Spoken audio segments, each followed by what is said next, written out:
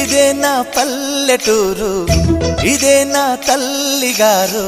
మా ఊరి పాడి పంట రాములోరి దీవెనంట.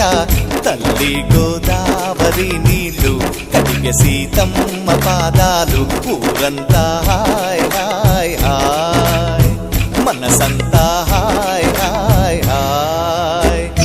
ఇదే నా పల్లెటూరు, ఇదే నా తల్లిగారు. మా ఊరి పాడి పంట రాములోరి దీవెనంట.